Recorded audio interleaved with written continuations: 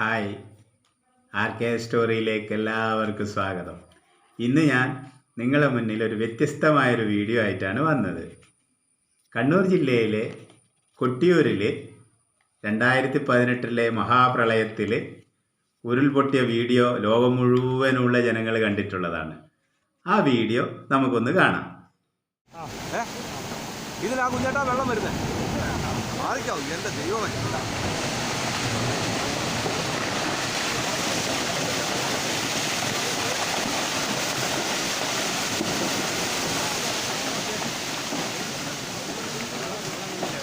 വെള്ളം വരുന്നേ ഉള്ളൂ, ഇതാ മേലെ വരുന്നേ ഉള്ളൂ.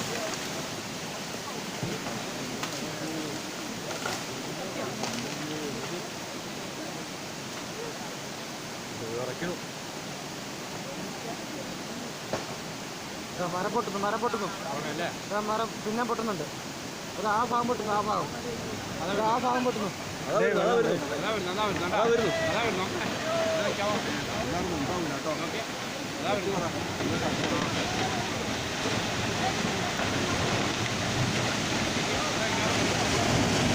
ഇങ്ങോട്ട് വരില്ലേട്ടാ.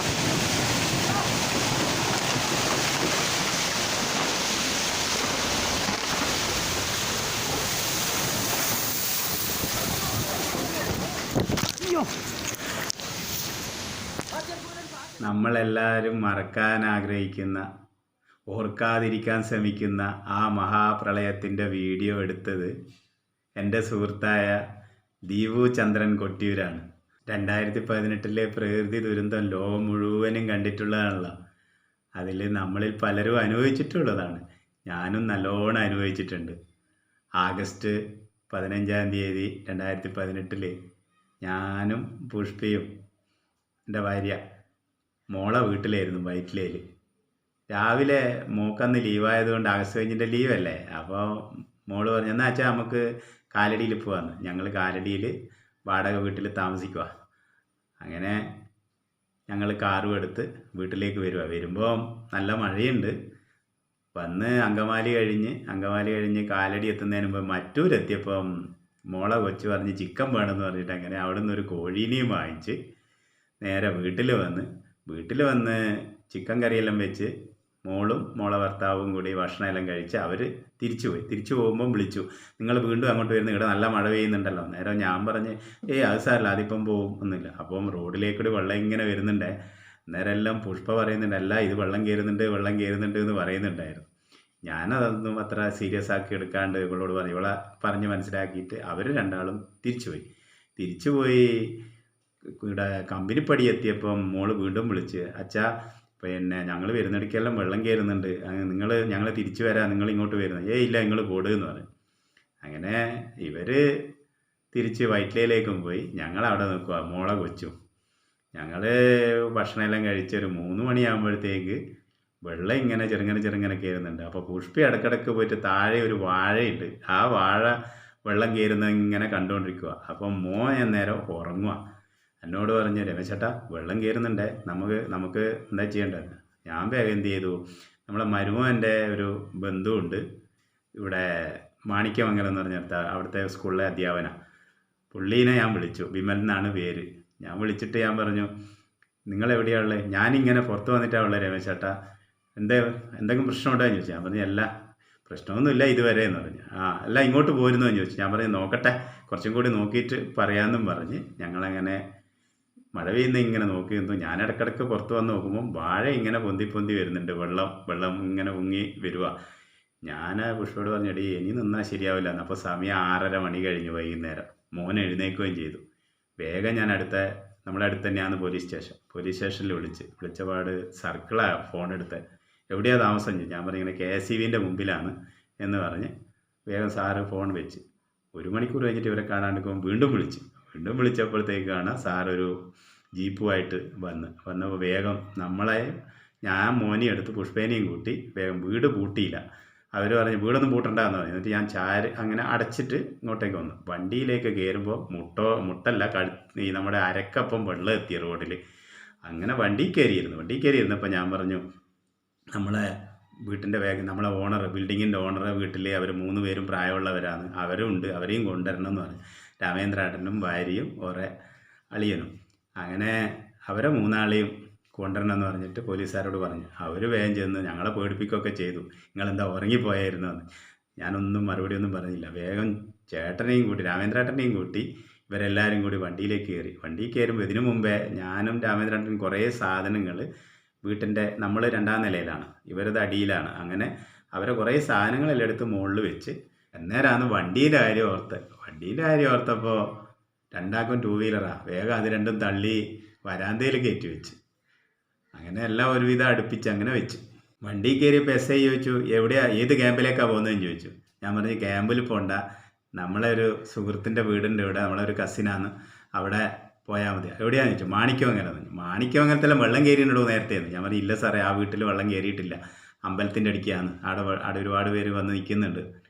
ഉറപ്പാണോ ചോദിച്ചു. ആ ഉറപ്പാന്ന് പറഞ്ഞു. അപ്പം വണ്ടി മുന്നോട്ടെടുക്കുമ്പോൾ വണ്ടീൻ്റെ ടയറും മുങ്ങി, നമ്മുടെ ഡോറിൻ്റെ പകുതിയിലധികം വെള്ളമുണ്ട്. അന്നേരം സാർ എന്നോട് പറഞ്ഞുകൊണ്ടിരിക്കുക, വണ്ടി എവിടെ ഓഫാവുന്നോ അവിടെ നിൽക്കും, അവിടെ നിന്ന് അങ്ങോട്ട് നിങ്ങൾ നടന്നിട്ട് പോകേണ്ടി വരും എന്നൊക്കെ പറഞ്ഞ് ഇയാൾ നമ്മളെ വഴക്ക് പറഞ്ഞുകൊണ്ടിരിക്കുക. എന്നാൽ തെറ്റ് നമ്മളടിക്കാന്നല്ലോ. അങ്ങനെ വണ്ടി ഓടിച്ച് പോയി എന്തോ ദൈവം സഹായിച്ചിട്ട് മാണിക്യമംഗലം വരെ വീട്ടിൻ്റെ അടുക്ക് എത്തുമ്പം വെള്ളമില്ല റോഡിൽ. ഓ, അപ്പോൾ ഇവിടെ വെള്ളമില്ലല്ലോ എന്ന് സാറ് പറഞ്ഞു. ആ ഇല്ല സാറേ, വേഗം നമ്മളെ വീട്ടിൻ്റെ അടുത്തുള്ള റോഡിൽ ഇറക്കി ഞങ്ങൾ എല്ലാവരും കൂടി വിമലിൻ്റെ വീട്ടിൽ ചെല്ലുമ്പം കാണുന്ന അവിടെ അയൽവക്കത്തുള്ള ആൾക്കാർ തികച്ചുണ്ട്. അവിടെ നല്ല സൗകര്യം ഉണ്ടായിരുന്നു. അവിടെ എത്തിക്കഴിഞ്ഞാലാണ് ഈ രാമേന്ദ്രേട്ടൻ ഒരു രഹസ്യം എന്നോട് പറയുന്നത്. രമേശ, വീട് പൂട്ടീനോന്ന് അറിയില്ലല്ലോ, ഒന്ന് പോലീസുകാരോട് ചോദിച്ചതെന്ന് പറയും. ഞാൻ വേഗം സാറിനെ വിളിച്ച്, സാറേ വീട് പൂട്ടിയായിരുന്നു. ആ വീട് പൂട്ടീന്, താക്കോൽ എൻ്റെ കയ്യിലുണ്ട് എന്ന് പറയും. വേഗം രാമേന്ദ്രേട്ടനോട് പറഞ്ഞു, ആ വീട് പൂട്ടിയിട്ട് താക്കോൽ ഇടയുണ്ട്, താക്കോൽ നമുക്ക് പിന്നെ പോയി വാങ്ങാമെന്ന് പറയും. അപ്പോഴും പുള്ളിക്ക് ടെൻഷൻ മാറുന്നില്ലെന്നാണ്. അപ്പോൾ എന്താണെന്ന് പറഞ്ഞാൽ പുള്ളിയുടെ കുറേ സാധനങ്ങൾ, വിലപിടിപ്പുള്ള സാധനങ്ങൾ ഒരു കവറിലാക്കിയിട്ട് വീട്ടിൻ്റെ അകത്ത് വെച്ചിട്ടുണ്ട്, എൻ്റെ വീട്ടിൻ്റെ മുകളിൽ. വീട് പൂട്ടിയില്ലെങ്കിൽ പുള്ളിക്കാകെ പേടി. എന്ന് പറഞ്ഞാൽ സ്ഥലത്തിൻ്റെ രേഖയും ഇങ്ങനെയുള്ള സാധനങ്ങളൊക്കെയാണ്. വേഗം ഞാൻ പറയും, നിങ്ങൾ ടെൻഷൻ അടിക്കേണ്ട, നമുക്ക് നാളെ പോയി നോക്കാമെന്ന്. ഒരു രക്ഷയില്ല, പുള്ളി ആകെ ടെൻഷൻ അടിച്ചു. അതുമാത്രമല്ല, ഈ അമ്മാവെന്ന് പറയുന്ന, ഇത് അളിയെന്ന് പറയുന്ന ആൾ ഒരു അസുഖമുള്ള ചേട്ടനും കൂടെ. പക്ഷേ ആ പുള്ളീനെ നല്ല ഇതിൽ നമ്മൾ എല്ലാവരും കൂടി ശ്രദ്ധിക്കുന്നുണ്ടായിരുന്നു. അവിടെയുള്ള വീട്ടിലുള്ള എല്ലാവരും ശ്രദ്ധിക്കുന്നുണ്ടായിരുന്നു. പിന്നെ മറ്റു കാര്യങ്ങൾക്കെല്ലാം നല്ല സഹായമായിരുന്നു. അപ്പോൾ ഞാനും വിമലും ഇടയ്ക്കിടയ്ക്ക് റോഡിൽ വന്ന് നോക്കും, ഈ വെള്ളം കൂടുന്നുണ്ടോ പറയുന്നുണ്ടോ. അപ്പം നേവീൻ്റെ വണ്ടി, ഈ ബോട്ട് വന്നു കഴിഞ്ഞിട്ട് കുറച്ച് കഴിയുമ്പോൾ ഹെലികോപ്റ്റർ വരുന്നു. ഇതിങ്ങനെ വന്നുകൊണ്ട് ഇരിക്കുന്നുണ്ട് സംഭവം. ഒരിക്കലും മറക്കാൻ പറ്റാത്തൊരു അനുഭവമാണ്. അത് കഴിഞ്ഞ് 2ാം ദിവസം വീണ്ടും രാമേന്ദ്രേട്ടൻ പറഞ്ഞു, രമേശ, നമുക്കൊന്ന് പോയി നോക്കിയാലോ, വീട് പൂട്ടീനോ ഇല്ല എന്നുള്ളത്. വേഗം ഞാൻ എന്ത് ചെയ്തു, പോലീസ് സ്റ്റേഷനിൽ പോകാതെ വേഗം ഞാനും വിമലും കൂടി എന്ത് ചെയ്തു, രാമേന്ദ്രേട്ടൻ വരണ്ട, ഞങ്ങളൊന്ന് പോയി നോക്കാമെന്ന് പറഞ്ഞു. നമ്മൾ റോഡിലേ വന്ന് നടന്ന് വരുമ്പോൾ നമ്മൾ അരക്കൊപ്പം വെള്ളമായി. പിന്നെ അത് നടന്ന് കുറേ അങ്ങെത്തുമ്പോഴത്തേക്ക് കഴുത്തിനൊപ്പം ഇത്ര വെള്ളമായപ്പോഴത്തേക്ക് അടിയൊഴുക്ക്. കയ്യിൽ 2 ഓരോ വടിയും ഉണ്ടായിരുന്നു. പിന്നെ കുറേ അങ്ങ് എത്തിയപ്പോൾ ഞാൻ പറഞ്ഞു, നമുക്ക് തിരിച്ചു പോകാം, നമുക്ക് ഒരു 2 മണിക്കൂർ കഴിഞ്ഞിട്ട് വീണ്ടും വരാം, അല്ലാണ്ട് അങ്ങോട്ട് പോയാൽ നമുക്ക് പണി കിട്ടുമെന്നും പറഞ്ഞിട്ട് തിരിച്ചു വന്നു. എന്നാൽ ഞാൻ വെള്ളത്തിൻ്റെ അടിയൊഴുക്ക് കൊണ്ട് കാല് വലിഞ്ഞു പോവുക. വേഗം തിരിച്ച് വീണ്ടും വീട്ടിലേക്ക് വന്നു. അപ്പോഴും രാമേന്ദ്രേട്ടൻ പോകാൻ പറ്റിയില്ല. രാമേന്ദ്രേട്ടൻ, നമുക്ക് എന്തായാലും നാളെ പോകാം. അപ്പോൾ 3ാം ദിവസമായപ്പോൾ ഞങ്ങൾ രണ്ടും കൽപ്പിച്ചിട്ട് ഞാനും വിമലും കൂടി ചെന്നതെന്ന് പറഞ്ഞാൽ ഇതേപോലെ വെള്ളത്തിലേക്കൂടി നീന്തിയിട്ട് വീട്ടിലെത്തി. അകത്ത് ചെന്ന് വീട് പൂട്ടി. താക്കോല് പോലീസുകാർ കൊണ്ടുപോയി എന്ന് പറയുന്നത് അവർക്കറിയില്ലല്ലോ ഞാനെടിയ താക്കോൽ വെച്ചിട്ടെന്ന്. ഞാൻ വെച്ച സ്ഥലത്ത് താക്കോൽ അങ്ങനെയാണ് ഉണ്ടായിരുന്നു. പോലീസുകാർ നുണ പറഞ്ഞതാണ് വീട് പൂട്ടി എന്നുള്ളത്. ഞാൻ വേഗം ചെന്ന് ഈ ബാഗെല്ലാം എടുത്ത് അലമാരിയിൽ വെച്ച് വീട്ടിൽ നിന്നുള്ള കുറച്ച് സാധനങ്ങളെല്ലാം എടുക്കാനുള്ള അതെല്ലാം എടുത്ത് ഞാനും വിമലും കൂടി തലയിൽ വെച്ച് വെള്ളത്തിലേക്ക് കൂടി നീന്തിയിട്ട് വീട്ടിലേക്ക് വന്നു. വീട്ടിൽ വന്ന് 4ാം ദിവസമാണ് പിന്നെ പുറലോകമായിട്ട് നമുക്ക് ബന്ധമാണ്. എന്ന് പറഞ്ഞാൽ എല്ലാ സംഭവങ്ങളും വേർതിട്ട് പോയി. എന്ന് പറഞ്ഞാൽ ഫോണില്ല, ആരുമായിട്ടും ബന്ധപ്പെടാൻ പറ്റില്ല. അതിലിടയ്ക്ക് മോള് ആശുപത്രി കിടന്നത്. ഞാൻ നമ്മളെവിടെയാണ് എന്താണെന്നൊന്നും അവരറിയുന്നില്ലല്ലോ.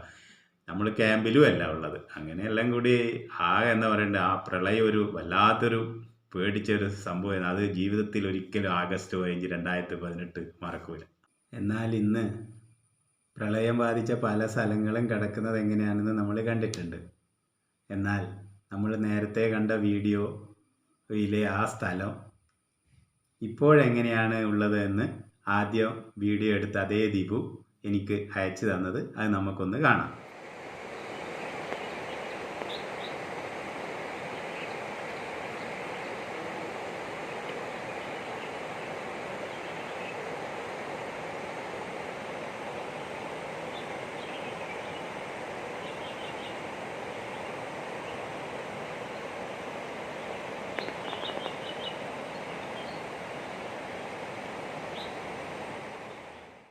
വനങ്ങളെല്ലാം നശിപ്പിക്കുന്ന ഈ കാലത്ത് നമ്മുടെ ഫോറസ്റ്റ് ഉദ്യോഗസ്ഥർ ചേർന്ന് അവിടെ വൃക്ഷത്തൈകൾ വെച്ച് പിടിപ്പിച്ചിരിക്കുന്ന അവർ എല്ലാവർക്കും ഒരു മാതൃകയാണ്. ഇതിൻ്റെ പിന്നിൽ പ്രവർത്തിച്ച എല്ലാവരോടും നമ്മൾ നന്ദി പറഞ്ഞേ പറ്റൂ.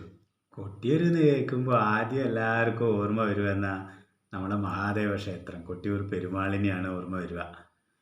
അതേപോലെ തന്നെ വെള്ളച്ചാട്ടങ്ങളാലും ഒട്ടേറെ വനപ്രദേശങ്ങളാലും ചുറ്റപ്പെട്ട് കിടക്കുന്നതാണ് നമ്മുടെ കൊട്ടിയൂർ.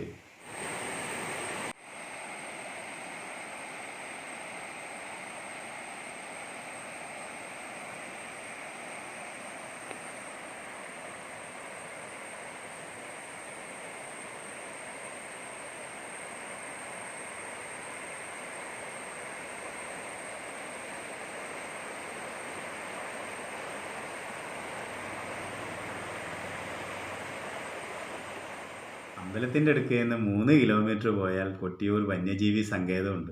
ടൂറിസ്റ്റ് മേഖലയാണ്. ഇപ്പം അങ്ങോട്ട് പ്രവേശനമൊന്നുമില്ല. ടൂറിസ്റ്റിൻ്റെ ആ കാര്യം പറയണ്ടല്ലോ, മൊത്തം തകർന്നു നിൽക്കുന്ന സമയമാണ്.